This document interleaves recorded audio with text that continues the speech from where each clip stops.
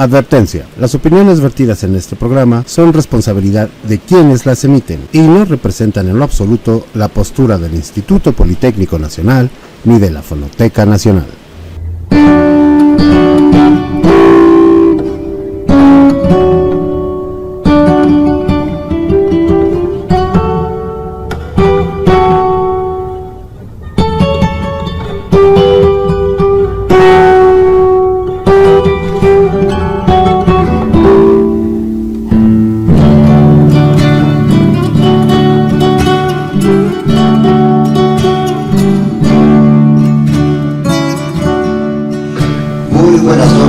Les damos, literalmente hablando, la más cordial bienvenida al público que nos acompaña el día de hoy, porque nos dice que la ciudad es un caos. Es un caos todos los días y todas las noches, más cuando es la noche previa a un puente extraordinario como es el caso, y entonces toda la gente está saliendo. Pero bueno, si nos atribuyéramos a eso, no habría ningún día en que se pudieran hacer eventos, porque por una razón u otra esto sucede con frecuencia. Ese es lo primero, un agradecimiento a su presencia. Lo segundo es que debo transmitirles a ustedes y ser parte de una disculpa de dos de los compañeros que habrían de acompañarnos el día de hoy, que es Elvira Concheiro y Pedro Miguel. Ambos, en el transcurso de estas últimas horas, se comunicaron con nosotros y por distintas razones no podrán acompañarnos. Han expresado que lamentan profundamente no poder estar con nosotros. Nosotros también lo lamentamos profundamente, pero sabemos que si no fuera por razones más que justificadas, pues estarían aquí compartiendo esto. Sin embargo, no hay demérito ninguno en este conversatorio, porque uno de nuestros invitados está con nosotros, y entonces ahora haremos un cambio de formato de como solemos hacerlo, que ya les comento. Mario Díaz Mercado, que todavía no lo presentamos, eso es parte de lo que nuestro anfitrión hará. Desarrollará el tema tal como lo tenía previsto, ¿no? Ahora con una holgura de tiempo producto de las circunstancias, y una vez que él concluya podremos conversar un poquito entre los tres y escuchar, o entre los 10. Exacto, y escuchar las preguntas de ustedes, sus observaciones, sus puntos de vista, y hacer de esto, como siempre sucede, un verdadero conversatorio. Dejo entonces el micrófono con Víctor Heredia, nuestro anfitrión de la Fonoteca. Muchas gracias. A nombre de nuestro director general, Francisco Rivas, les damos a todas y a todos la más cordial bienvenida. Vamos a continuar el día de hoy con el ciclo de conversatorios dedicados a la canción política en México. Esta ocasión con el tema, con el título que hemos llamado Miradas Diferentes. Tenemos el honor de contar con la presencia de Mario Díaz Mercado. Mario, muchísimas gracias por estar acá, por haber aceptado esta invitación. Estos conversatorios que venimos organizando en coordinación con el dueto Antar y Margarita, Antar López y Margarita Cruz, y con el Instituto Politécnico Nacional. Este es nuestro penúltimo conversatorio del año. Nos queda uno para el mes de diciembre, que esperamos contar con su presencia. Y les recuerdo que uno de los objetivos importantes de estos conversatorios es generar el encuentro con los protagonistas de este movimiento, y por otro lado realizar un registro sonoro y audiovisual para que se quede como parte de la memoria de este movimiento cultural y musical que forma parte de la historia de México y de la música mexicana. Tenemos con nosotros el día de hoy, ya comentó Antar, la posibilidad de escuchar de una manera más amplia y profunda a Mario Díaz Mercado. Lo voy a presentar con una brevísima semblanza. Mario Díaz Mercado es egresado de la Facultad de Filosofía y Letras, es periodista, comentarista, docente, conductor y actor de doblaje. Es autor del libro Locución Profesional, Guía Básica para el Manejo de la Voz. Y pues vamos a iniciar. Antar, te devuelvo el micrófono. Muchas gracias, Víctor. Antes de, Mario, debo decir, pues antes de, yo ya llevamos 10 minutos y todavía no puedo hablar. Pero el currículum de Mario, que es modestamente breve, no refleja una de las razones fundamentales de que la Fonoteca y el Politécnico lo hayan considerado como un importante invitado. Es fundamental en estos conversatorios que no solo participen los protagonistas obvios, que son pues básicamente los intérpretes y los compositores de canción política en México. Si esto fuera así sería muy interesante, por supuesto, pero nos estaría faltando el punto de vista de compañeros que han participado de manera importante en este movimiento, no siendo músicos, no siendo intérpretes, no siendo compositores, y que probablemente tengan una visión no tan idílica, por decirlo de alguna manera, que los compositores e intérpretes tampoco la tienen tanto, sobre el movimiento, ¿no? Lo otro, si fuéramos solamente los músicos e intérpretes, se convertiría tal vez en una especie de regodeo del asunto. Entonces tenemos que abrir el tema para que otros, desde otras miradas, nos puedan decir una serie de cosas que de repente no fueran del todo gratas para nosotros, pero sin embargo sí pudieran ser fundamentales. Con todo esto, pido un aplauso para Mario Díaz Mercado. Muchas gracias. Yo no sé si requieren que sea el micrófono para que se registre, sí. Porque a mí, la verdad, tener el micrófono en la mano nunca me ha gustado, que siempre lo tengo enfrente. Bueno, hablar de la canción política, que es el centro de este conversatorio, desde mi perspectiva, desde mi punto de vista, requiere que de alguna manera yo les plantee a ustedes cómo fue que yo entré en contacto para poder ser uno de los difusores de la música latinoamericana a través de los medios de comunicación.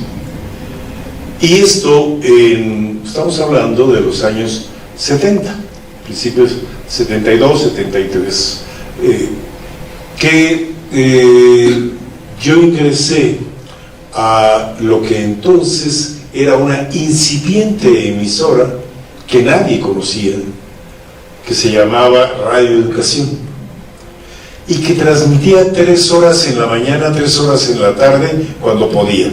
Sí, era muy religiosa. Cuando Dios quería, transmitía. Pero eso tiene otro antecedente, y perdón que me vaya a esto, pero seguramente son datos que les pueden a ustedes ayudar a ubicar el contexto en el que nos vamos a mover. Radio Educación realmente empieza alrededor de los años 30 y fue una de las emisoras que perteneció al Partido Nacional Revolucionario. Luego pasó a la Secretaría de Gobernación, la dejaron, abandonaron, la frecuencia ahí quedó, y hasta 1968, año crucial, por cierto, estamos hablando de una época inolvidable, pues, por un lado, ¿no?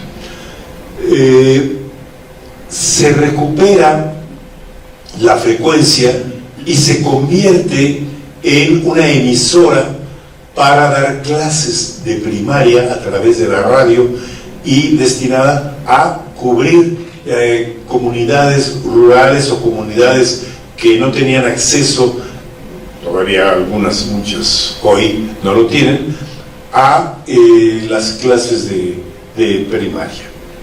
Bueno, dirán, pues bueno, sí, y las que no tenían electricidad, bueno, pues había radios de baterías, algunos tenían la fortuna.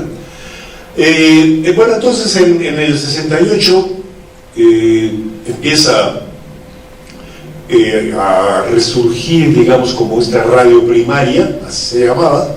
No era radio educación, pero era radio primaria, hasta que en 1972, 71 realmente, pero 72 fue ya definitivo, con la doctora María del Carmen Millán como directora de la Dirección General de Educación Audiovisual y Divulgación, en aquel entonces, porque ya cambió su nombre y también su vocación.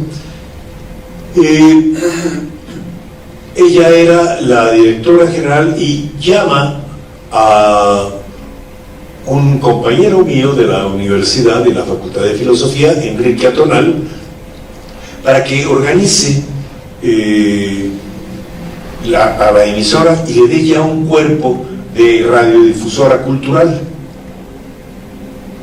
Claro, en ese entonces la radiodifusora cultural que se conocía era Radio Universidad y por otro lado XLA, ¿no? Entonces esa era una opción. ¿Con qué? Con música clásica regularmente, algunos programas de análisis, y por el otro lado estaba la llamada, no vilipendiada, pero sí lo fue mucho tiempo, la llamada radio comercial, ¿no?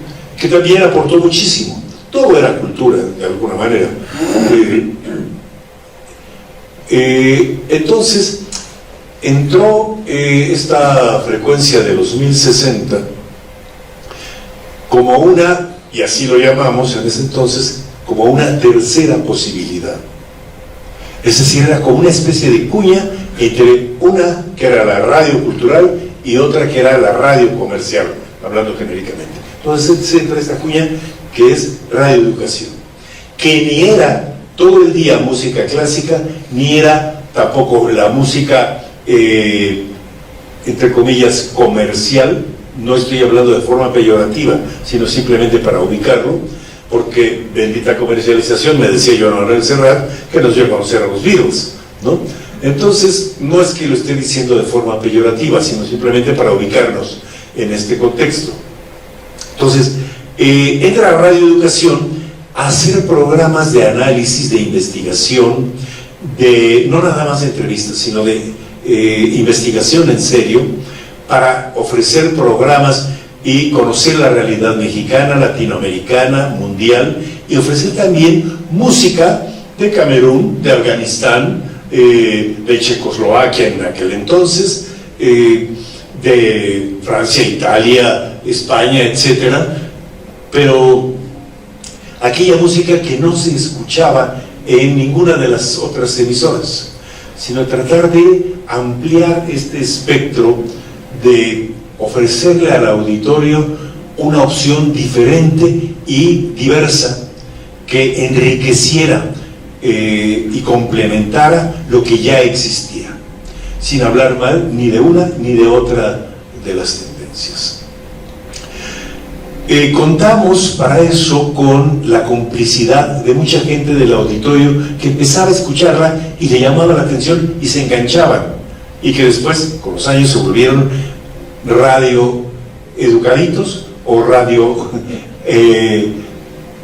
adictos de radioeducación, y entre ellos los folcloristas Rubén Ortiz, René Villanueva, por recordarme de algunos, y mucha otra gente que espontáneamente venía, nos daba sus discos y nos decía: tomen, grábenlos, y luego cuando ya los desocupen nos los regresan.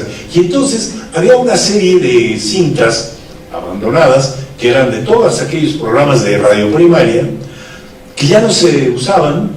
Entonces pues las reciclábamos y ahí grabábamos todos estos discos, y pues a mano, porque no había para la fotocopiadora, o si había, pues no había suficiente presupuesto, entonces a mano o a máquina escribíamos todo el contenido de los discos y así enriquecíamos la fonoteca de Radio Educación, que fue una de las fonotecas importantes, que llegó a ser muy nutrida, muy rica. ¿Por qué estoy diciendo todo esto? Porque son los antecedentes de lo que se convertiría en uno de los canales de difusión de la canción política. Aparte de toda esta programación que ya les dije que teníamos, a mí en particular me llamaba mucho la atención la música latinoamericana, me gustaba mucho. Empecé a conocer a personas dentro del ámbito de la música latinoamericana, o la llamada música de protesta, o la música contestataria, etcétera. Tuvo muchos apelativos. Entonces, recuerdo haber conocido a Antari y Margarita en la Peña Tecuicanime, ahí en Tonalá, y fue la primera vez que yo iba a una peña. Yo nunca había ido a una peña, ni sabía lo que era una peña. No sabía muchas cosas, y sigo ignorando muchas otras. Pero bueno,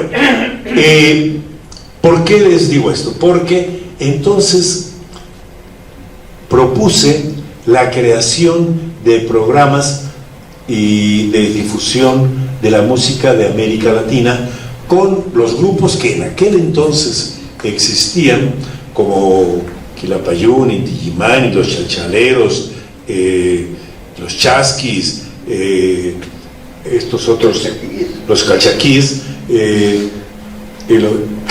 los Cachaquís, que realmente eran los Cachaquíes, pero lo que pasa es que no ponían Cachaquís, porque si le ponían Cachaquís, en el extranjero iban a decir los Cachacuyes, ¿no? En fin, eso me lo comentó justamente su director. Bueno, entonces se me ocurrió hacer los primeros programas basado en la idea de lo que era la peña, como la de Antari y Margarita. Entonces se inició el programa de La Peña en Radio Educación, y ahí invitaba a todos los grupos latinoamericanos, que, bueno, de música latinoamericana que se formaba, porque había una eclosión de todo esto, y de música contestataria y de solistas, en fin, pero no nada más de México, sino también de otras partes del mundo que venían a México. Y en ese programa de La Peña fue la primera vez que se difundió un programa con una entrevista y música de Pablo Milanés y de Noel Nicola. Nadie los conocía. Ellos vinieron en el 76, una cosa así, más o menos en el 76, y entonces bueno, fue la primera vez que se escuchó a Pablo Milanés, a Noel Nicola, a Silvio Rodríguez, y bueno, posteriormente a los demás, Zaragozales, ¿cómo? A Mauri Pérez ya fue posterior, claro, pero Carlos Puebla, por ejemplo, que era el antecedente de todos ellos, y que era pues un bohemio de los tríos que iban a los restaurantes a cantar, pero que se unió a la revolución en sus cantos, y entonces compuso muchas cosas que todavía hoy conocemos, tarareamos y nos las sabemos de memoria. Así fue como yo entré en contacto con todos ellos, y como según yo me hice de izquierda. ¿Y por qué digo según yo? Porque yo ni siquiera leí El Capital. Es más, empecé a leerlo y me aburrió enormemente, porque además no le entendía un demonio, porque yo no soy economista, ni sociólogo, ni estudioso de la política a profundidad. De izquierda se decía ¿quién? Personas como yo que buscaban la justicia social, la democracia, el respeto, la tolerancia, la libertad de expresión y la libertad de información. Eso era lo que buscábamos. Tuve varios tropiezos en mi pueblo dicen hocicón, pero digamos por hablar de más o por abrirle el micrófono a personas no gratas para el sistema. Mario Orozco Rivera fue uno de ellos, que cuando dio el golpe en el 73 con Pinochet, le dedicó una canción que era una sarta de era puras trompetillas dedicadas a Pinochet, pero todavía no rompíamos relaciones y México era muy cuidadoso para poder proteger a todos los que estaban en la embajada, porque no se rompían las relaciones. Y entonces me mandan llamar y me dicen: ¿por qué hiciste eso? Y dije: pues porque Mario Orozco Rivera la cantó, y pues yo la incluí porque me pareció que se lo merecía este individuo que está dando el golpe en Chile, porque era pues más simpatizante de Quilapayún, Inti Illimani, Ángel y Isabel, en fin, Patricio Mans, en fin, de todos ellos. Entonces, pues poco faltó para que me expulsaran de la emisora. Y digo poco faltó porque cuando ya me iban a expulsar, rompimos relaciones con Chile. Entonces eso me salvó. Y esta fue, digamos, la primera vez que yo me tropecé realmente con lo que podía ser la censura, ¿no? Y también porque se me fue la boca. Pero no la boca, sino que le abrí el micrófono a una persona con esta, que además era una canción espantosa. Pero bueno, bien merecida para Pinochet, decía yo. Entonces, bueno, como esto, hubo muchas anécdotas de cuando venían los grupos como Quilapayún, Inti Illimani, los Chalchaleros, etcétera, Pablo Milanés, Silvio Rodríguez, Manuel Nicola, Sara González, Vicente Feliu, en fin, todos estos amigos cubanos y latinoamericanos tuvieron en estos programas, porque después hice otro programa más que se llamaba La Semana de, y entonces era la semana, por ejemplo, de Inti Illimani. Entonces yo los entrevistaba a ellos, hacía un fragmento, difundía un fragmento de lo que les entrevistaba y ponía su música, ¿no? Entonces, de lunes a viernes, a determinada hora, no me acuerdo qué hora era, pero bueno, se transmitía la semana de, y aparte también se transmitía el programa de La Peña. Entonces eran dos canales de difusión de la música latinoamericana, además de que en la programación de Radio Educación también se difundía mucha de esta música, sobre todo a partir del golpe de Estado en Chile. Antes, por supuesto, ya se empezaba a difundir, y después con más ganas, ¿no? Toda la música. Y también, pues, no nos olvidemos de la época negra de, pues, las dictaduras de Argentina, de Uruguay. Ya había pasado, la de Brasil ya tenía años atrás, en el 65, si mal no recuerdo.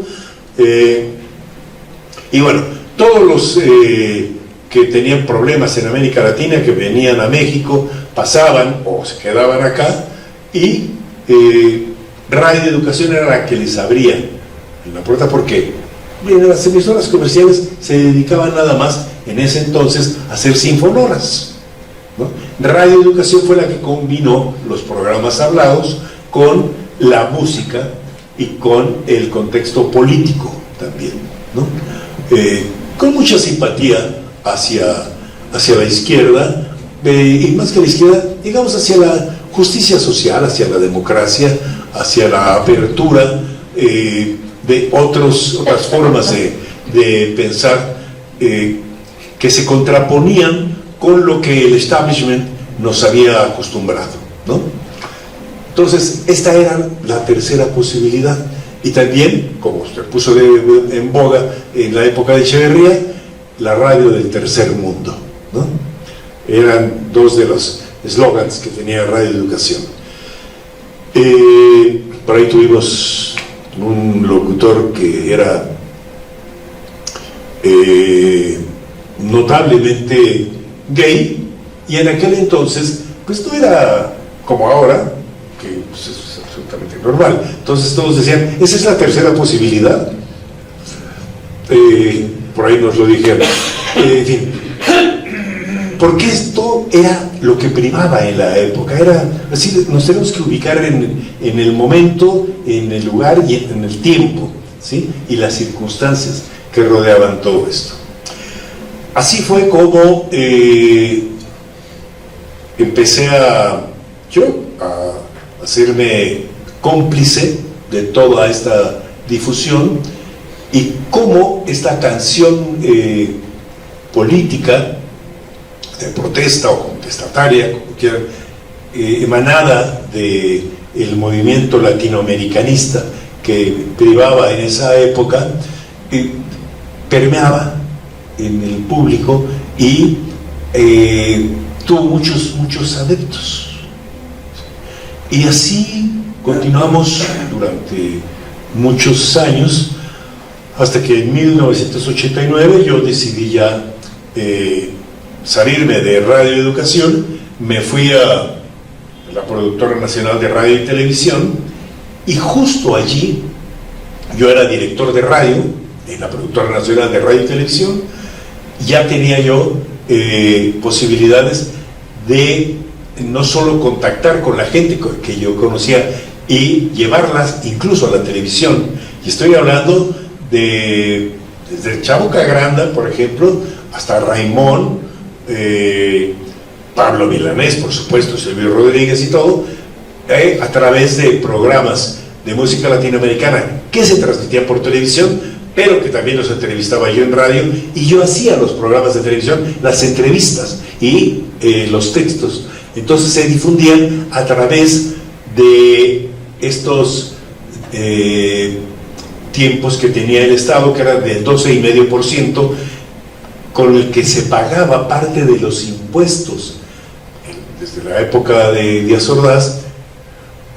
Para que no pagaran todos los impuestos en efectivo, el 12,5% se lo tenían que dar al Estado en tiempo aire. No llegábamos ni siquiera a cubrir el 1%, esa es la verdad.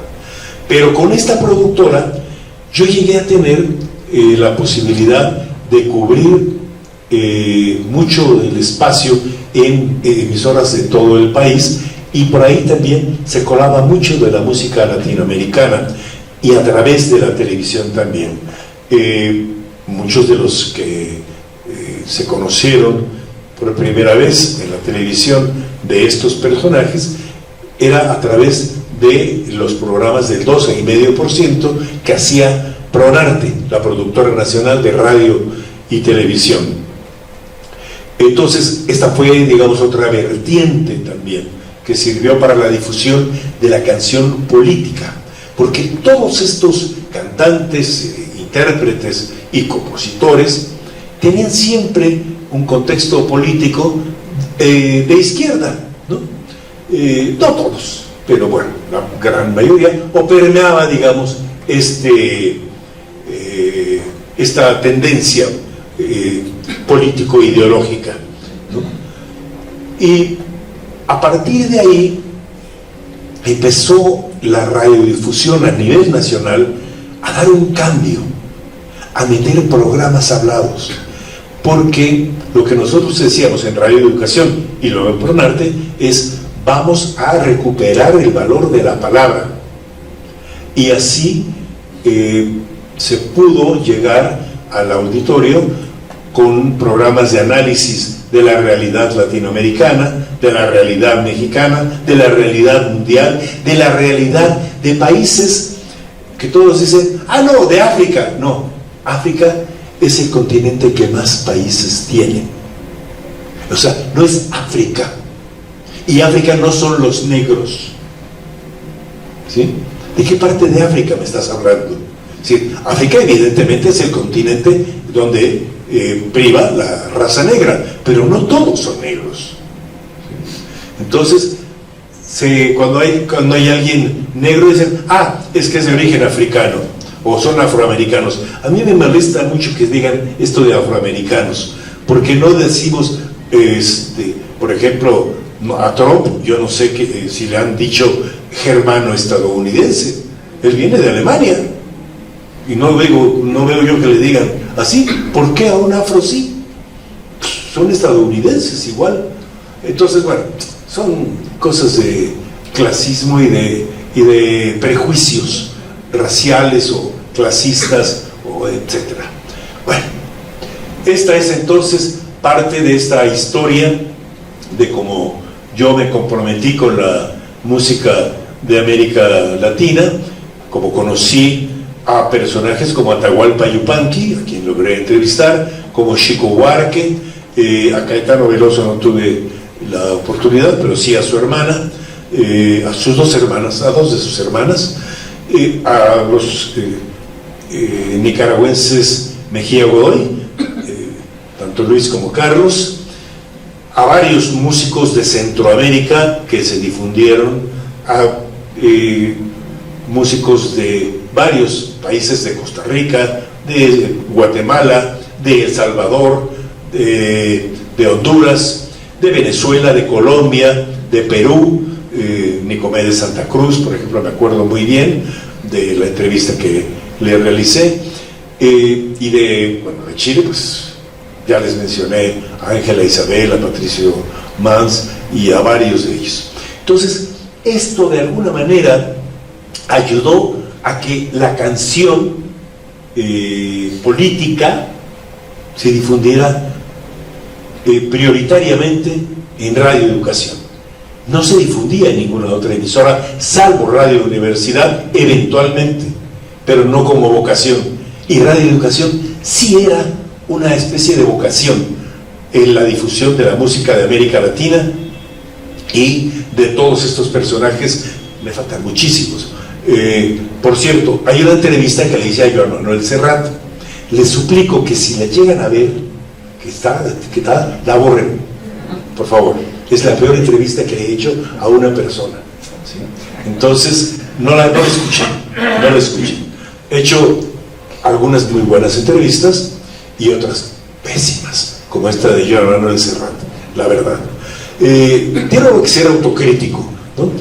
Porque justamente esto de la comercialización a la que me refería hace un momento, y justo lo que les dije de bendita comercialización que nos dio a conocer a los Beatles, es algo que me dijo a mí Joan Manuel Serrat, ¿sí? Porque le preguntaba, oye, ¿qué opina de la canción comercial? Dijo, bendita comercialización que nos dio a conocer precisamente a los Beatles, ¿no? Y como los Beatles, pues a todos los demás músicos de rock y de otros géneros, que tampoco habría que satanizar, ¿no? A través de esto quiero decirles que también se difundió a través de Canal 11 el programa Nuestra Música, Palabra Nuestra, con artistas de Estados Unidos, de América Latina, de Europa, como Pete Seeger, por ejemplo, el protagonista de Sut Sut, ¿cómo se llama? El Pacheco, en fin, bueno, como él y Holly Neal, varios de estos protagonistas, les digo protagonistas porque, bueno, Pete Seeger y la Guantanamera, pues él es uno de los principales responsables de que se conozca y se difundiera, ¿no? Y así como ellos, pues muchísima gente de todo el mundo. Yo recuerdo haber entrevistado a personas de Afganistán, músicos de la Unión Soviética, críticos de la Unión Soviética, el esposo de una actriz, Marina, una francesa, bueno, no recuerdo ahora, criticando a la Unión Soviética, no obstante que vivía en la Unión Soviética. Y, en fin, entonces todo esto que les platico es para que más o menos ubiquen lo que desde este punto de vista de un difusor, de un comunicador. Yo no soy comunicólogo, yo me considero comunicador. Mi carrera original es literatura dramática y teatro. Yo soy actor de formación y locutor de profesión, actúo todavía, ahora ya me dedico más a la actuación y a la locución, porque debido a la falta de presupuesto me quitaron el programa que tenía yo en el IMER, entonces ya no tengo programas de radio ni de televisión tampoco, porque han quitado los presupuestos, entonces ya no alcanza para pagarle a los integrantes que pues éramos quienes dábamos contenido a las emisiones, ¿no? En fin, con esto de alguna manera no creo haber concluido, porque hay muchísimas cosas que no he dicho, pero tampoco los quiero cansar. Entonces ya veo que el señor está bostezando, entonces está interesante. Esto es lo que... Gracias. Y si tienes alguna otra cosa, bueno, pues les dejo a ustedes que hagan las preguntas. Yo con mucho gusto les respondo, si es que me lo sé, y si no, lo invento, ¿no? Yo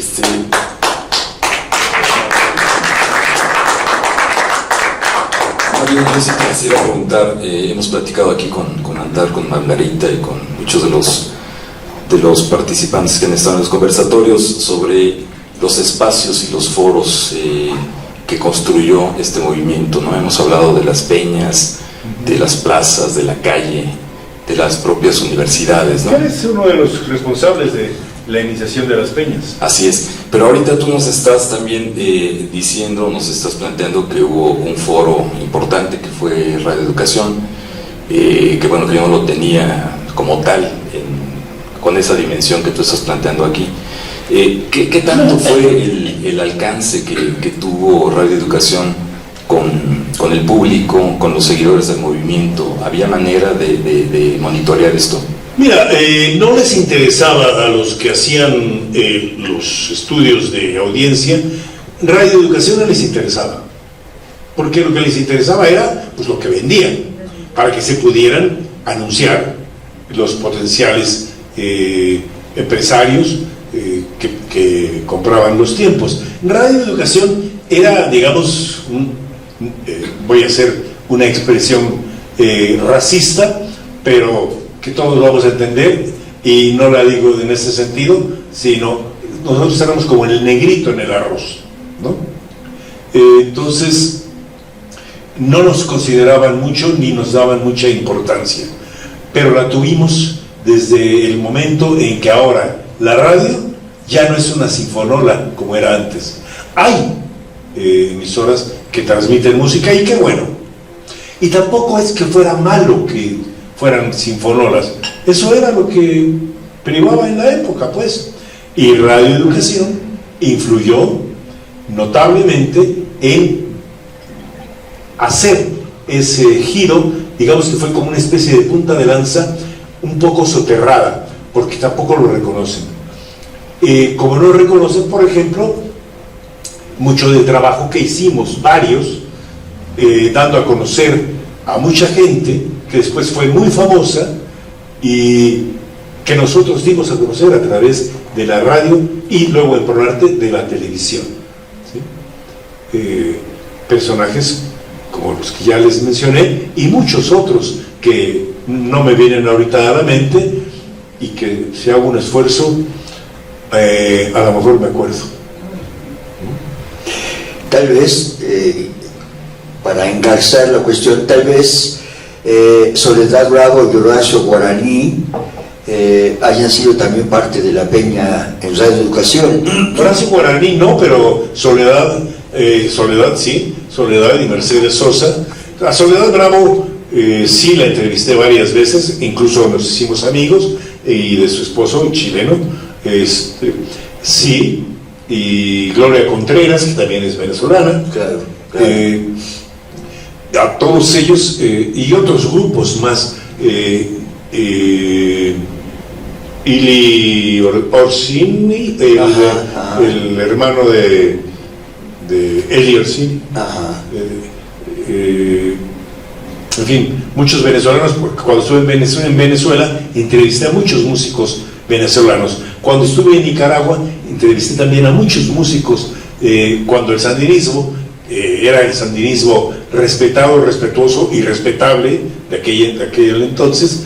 Ahí tuve oportunidad de entrevistar precisamente a Chico Buarque, entre otros muchos músicos que fueron allá, y a discípulos de Afonso, este músico portugués que tiene mucho que ver con la revolución de los claveles, de Grândola Vida Morena, que fue la canción emblemática para la revolución incruenta en Portugal, que acabó con la dictadura que sufrían los portugueses. Entonces, en ese sentido es en el que adquiere mucha mayor importancia la canción política.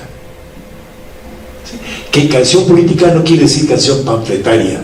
Grândola Vida Morena habla de una villa sencilla, tranquila y todo, pero era una música bonita que se había compuesto, y atrás de la cual estaba una mujer famosísima y que siempre permaneció a un lado de todos estos movimientos, que era Amalia Rodríguez. Amalia Rodríguez, la cantante de fados y flamencos, extraordinaria, una mujer maravillosa, que apoyó por debajo a todos estos movimientos contestatarios de Portugal. Entonces, la canción política no es necesariamente la canción que habla del fusil y de la guerra, sino también aquella canción que sensibiliza a la gente o le da señales para algo, como esto que sucedió en Portugal. Yo solamente quiero hacer una reflexión y pasar a alguna intervención del público, si fuera el caso, pero no quiero dejar pasar lo siguiente. Lo más importante de estos encuentros, incluso más allá de su carácter público y de la presencia de ustedes, es que queda el registro de lo que aquí se ha dicho, tanto para la Fonoteca Nacional como para el Instituto Politécnico Nacional, cada una de las dos instituciones en la parte que les corresponde. Ya pronto anunciaremos algunas buenas noticias al respecto, porque llevamos casi año y medio de conversatorios y pronto quedarán entonces a disposición del público, ya se hará el anuncio correspondiente. Y cuando Margarita Cruz y Margarita Sosa y Víctor Heredia se reúnen en una mesita de sus maravillosos jardines y empiezan a platicar de esto, dicen, no, bueno, es que tenemos que conservar los testimonios de los que aún vivimos, porque no se crean, el asunto está complicado. Y sí, porque nos quedan 15 minutos. Nos quedan 15 minutos de vida, entonces hay que vivirlos. Yo vivo cada segundo, cada minuto. No sé si voy a durar 15 segundos, 15 minutos, 15 días, 15 semanas, 15 meses o 15 años. No sé si llegue a los 15 años. Bueno, no llegó Oscar Chávez, no llegó Marcela Alejandro, no llegó Amparo Ochoa. ¿Para qué seguir? Entonces, el hecho de que queden grabados estos testimonios es fundamental, sobre todo para los investigadores y para los estudiosos de este movimiento al paso del tiempo, ¿no? Esto es una cosa. Lo segundo, la gente se pregunta, nosotros los participantes músicos incluidos, ¿cómo es que un movimiento de esta naturaleza, que no le importaba para nada a lo comercial, habría que ver una diferencia interesante entre lo comercial y lo mercantil, tuvo y tiene tanto arraigo en tanta gente? ¿Cómo es que se conocieron estos personajes? Silvio Rodríguez, Pablo Linares, Noel y Cola, Carlos Puebla, por decir algunos, solamente se escuchaban en Radio Educación y nada más. Y la frecuencia de Radio Educación era chiquitita, no es muy grande ahora, pero era chiquitita. Pues, ahora tiene mucho más. Entre otras cosas, por Radio Educación. ¿Qué impacto tan grande en muchas áreas y particularmente en la canción política tuvo esta modesta y pequeña estación de una dimensión tan grande. Y va a cumplir 100 años.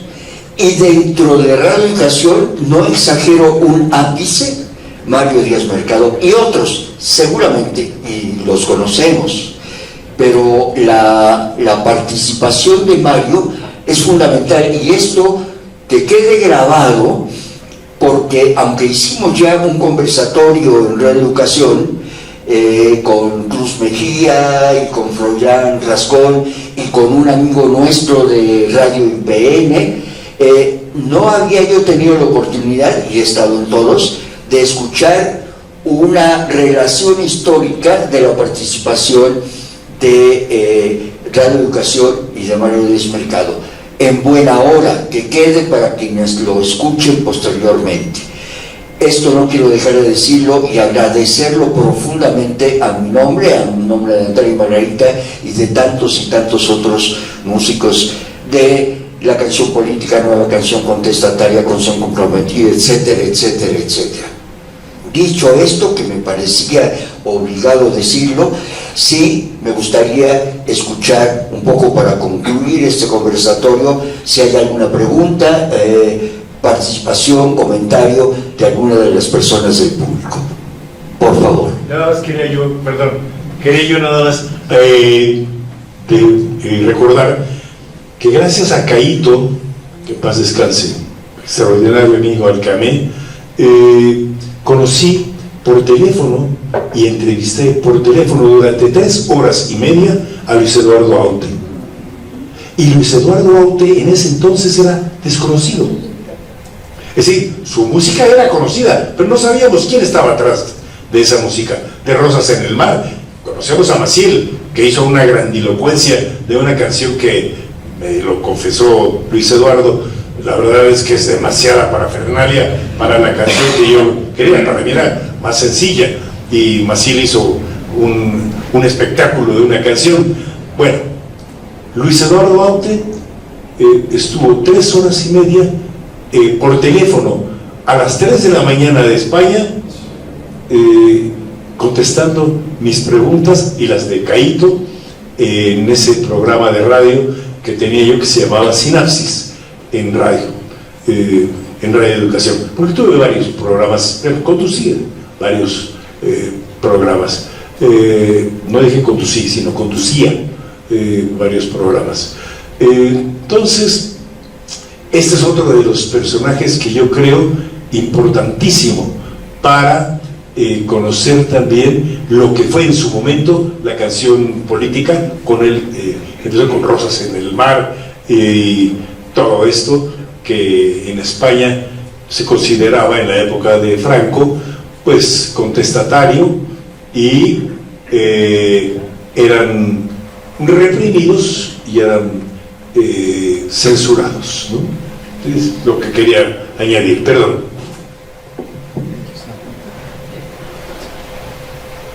Gracias. Para mí ha sido muy enriquecedor escucharlo, porque me da así como una idea general de tantos autores, tantos intérpretes, tantos cantantes. Me parece que Radio Educación fue como un referente para conocer a tanta gente, ¿no? Y que bueno, no se trataba solo de una interpretación de música en México, sino de lo que pasaba en otros continentes, en otros lugares. Y me recuerdo mucho una anécdota de cuando los folcloristas se presentaron en una ocasión en la sala Olinjolistli. Estaba atiborrado de gente, no cabían, incluso se aventaron. Recuerdo mucho eso porque yo estaba más joven, y rompieron los vidrios porque querían entrar a escucharlos, ¿no? Porque querían estar ahí. Y a mí eso me impresionó mucho, porque yo decía, bueno, hay una conciencia un poco de la música que se estaba escuchando. Era como una época de mucha, como más análisis, ¿no? la gente como que sentía necesidad de escuchar ese tipo de música, de canción política, pero ahora creo que ya ha cambiado mucho, ¿no? Ya no es tanta esa necesidad de escuchar, pero escucharlo a usted me ha dado como algo muy interesante de saber cómo tuvo tanta oportunidad de conocer a tanta gente que ha dejado música maravillosa. Gracias. Muy gracias a usted. Gracias a usted. Sí, adelante, por favor. Buenas noches. Gracias a los moderadores, gracias al invitado. Lo que quisiera yo comentar, Mario, es que gracias a ti pude incrementar en los años 70 mi sensibilidad social y política. Entonces te agradezco por contribuir con ello. Escuchaba yo Radio Educación y la pregunta que tengo para ti sería cómo se daba la relación entre compañeros, locutores en la radio, en Radio Educación, con compañeros como Emilio Bergengi, con Patti Kelly, con Cruz Mejía, porque de alguna manera hay mucha sensibilidad en muchos de los locutores de la radio. Entonces, ¿cómo era la relación desde aquel entonces en los años 70? Gracias. ¿Te refieres? Mira, primero tengo que agradecerte el honor de recibir este reconocimiento tuyo. Te lo agradezco muchísimo. Lo que yo quiero saber es si tu pregunta va enfocada a cómo nos relacionábamos entre los compañeros de la emisora. ¿Es eso? Así es. Mira, yo entré a Radio Educación como los pioneros, como les dije, con Enrique Atonal en 1972 finales y 73. Y después, desgraciadamente, yo tuve un accidente en donde perdí a mi primer hijo y estuve muy grave durante mucho tiempo, y fue justamente en ese tiempo en donde se integraron una ex compañera mía de la universidad, María Eugenia Pulido, que había sido mi novia, y Emilio Bergengi, él no fue mi novio. Ellos dos se integraron a la emisora, y cuando yo regresé ya estaban ahí. María Eugenia, yo ya sabía porque ella me dijo, oye, ¿cómo le hago para? Y como María Eugenia tiene muy buena voz, muy bonita voz, y sabe leer muy bien, la integraron enseguida. Yo ya le había hablado a Enrique de María Eugenia, y entonces la integraron. A Emilio lo conocí regresando de mi accidente, que estuve muy grave. Fueron 3 meses más o menos de mi ausencia, del 1 de enero, estamos hablando del 78, 73, perdón, es que se me hacen bolas, no, 73 o 73, sí, 73 o 74, no me hagan mucho caso, porque a estas alturas del partido los números se me hacen bolas. Entonces, bueno, cuando regresé, ya estaban ellos, y muchos años después, y por intermedio de otro compañero productor, Edmundo Cepeda, es que se integra Cruz Mejía, y empiezan, pero eran grupos diferentes. Ellos hacían un tipo de música y de difusión diferente al trabajo que hacíamos. Por su lado, Emilio, que era un extraordinario locutor y se compenetraba mucho de todo lo que leía o hacía, y originalmente me había dicho, yo no soy actor. Le dije, ¿eso es lo que tú crees? ¿Sí? Y se convirtió en actor, precisamente. Bueno, entonces, digamos que cada uno, yo creo que con quien más relación tenía era, por un lado, con Emilio, durante un tiempo, hasta que después tuvimos serias diferencias. No quiero hablar, porque no me gusta hablar mal de la gente que no está, y menos de la gente que ya no puede contestar. Pero de Patricia Kelly, por ejemplo, fui y sigo siendo muy amigo de Alicia Ibargüengoitia, de Pita Cortés, del ingeniero Espinosa, en fin, tengo muchísimos amigos, Salomé Mendoza, que bueno, entró muchos años después también, y hay varios amigos, y otros que, bueno, se han ido, se fueron y ya no volvieron, pero eran como grupos diferentes, porque eran como especialidades, ¿sí? Que las que se hicieron dentro, no por rencillas personales ni nada, no, sino simplemente por intereses diversos, ¿no? Entonces era así. Pero había la coincidencia por la justicia social, por ejemplo. ¿Cómo? Había la coincidencia en la justicia social, de alguna manera. Yo creo que en términos generales te puedo decir que sí, con sus asegúnes, ¿sí? Porque no todos coincidían o coincidíamos en los mismos objetivos ni con las mismas convicciones, pero en términos generales sí, todos creíamos en la justicia social, en la democracia, pero vista la democracia no solamente en el aspecto electoral, sino de la tolerancia, del respeto y de el fortalecimiento de la libertad de expresión y de la libertad de información, que son dos cosas diferentes, que no es lo mismo, pero es igual, como diría el filósofo de Cuba, ¿cómo se llama? ¿Silvio qué? Silvio Rodríguez. En fin, sí, pero digo, había diferencias también, ¿sí? Gracias. Sí, lo sabía. Gracias. Yo tengo una pregunta. Sí. Bueno, al ser, por ejemplo, Radio Educación y tomando en cuenta, bueno, todo lo de los conversatorios, que es canción de protesta, ¿hubo alguna represión del gobierno para que esto no se transmitiera? Luego de lo que les platiqué que ocurrió con Mario Orozco Rivera y sus trompetillas a Pinochet,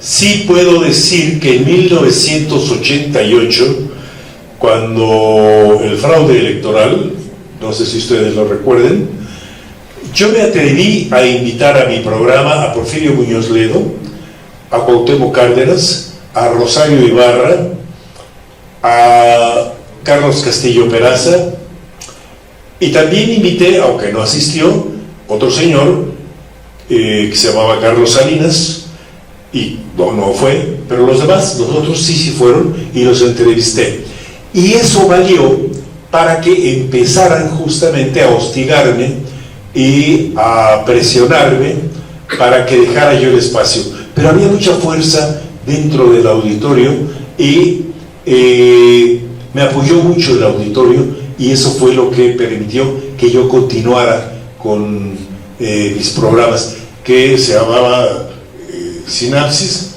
y que fue donde se entrevistó por primera vez en una radiodifusora de la Ciudad de México al ingeniero Cuauhtémoc Cárdenas, a Porfirio Muñoz Ledo, porque yo les daba 3 horas de entrevistas.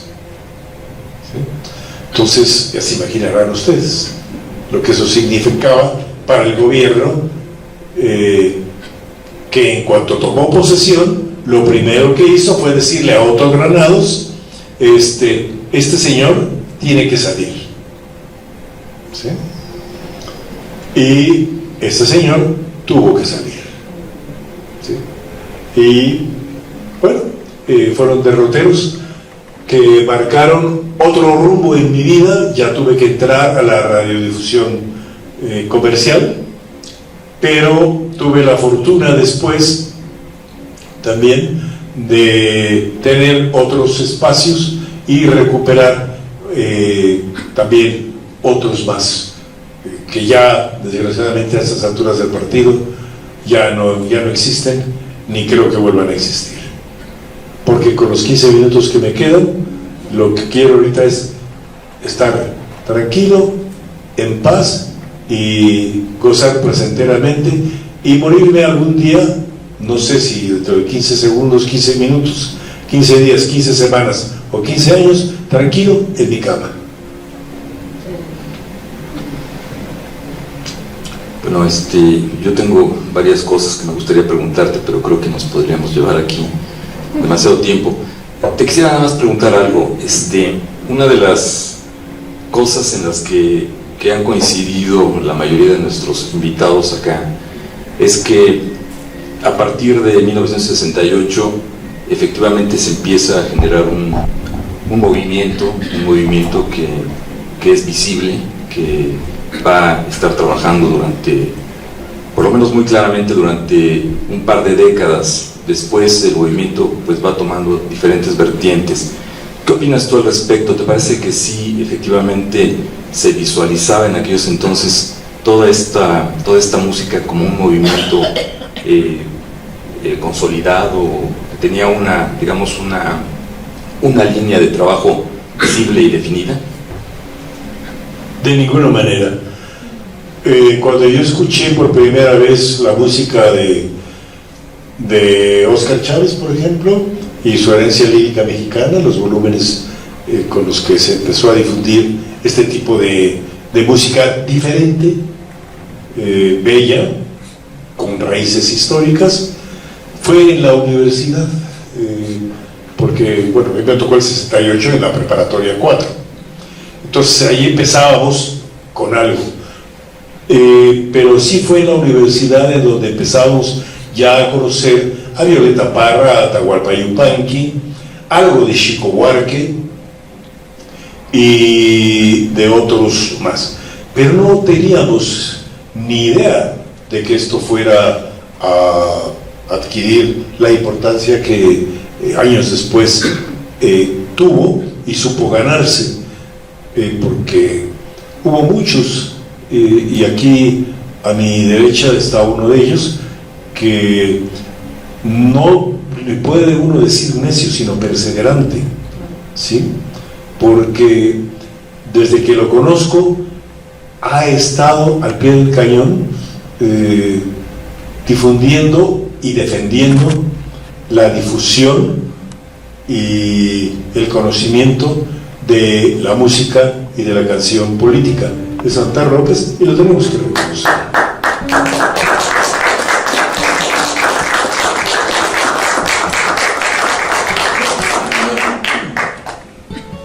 No sé si te contesté la pregunta. No sé si alguien más quisiera comentar algo, preguntar algo. Si no, vamos a dar por terminada este conversatorio, siempre se me cruza. Pues también es un conservatorio. También es un conservatorio de memoria y de testimonio. Mario, muchísimas gracias, fue un honor tenerte aquí en este conversatorio. Gracias por tus palabras, por tus reflexiones.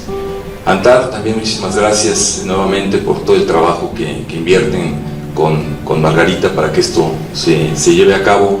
Gracias a los compañeros del Politécnico, gracias a los compañeros de la Dirección de Promoción y Difusión del Sonido, y gracias a todos ustedes por su presencia.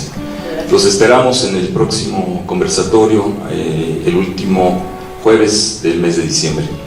Noviembre, perdón, ya estoy... 39. Yo quiero agradecer, Víctor, a la Fonoteca Nacional, y reconocer la extraordinaria labor que ha venido haciendo desde su fundación, conservando y preservando todo aquello que nos remite a nuestra historia y nos recuerda nuestra historia, y no nada más nos lo recuerda, sino que ahí está para que los que queramos recordar, rememorar o conocer, acudamos y lo escuchemos. Y gracias por la invitación, y gracias, Antal, por tomarme en cuenta, y gracias a Víctor, a la institución, al Instituto Politécnico Nacional y a todos cuantos han participado para que esto sea posible.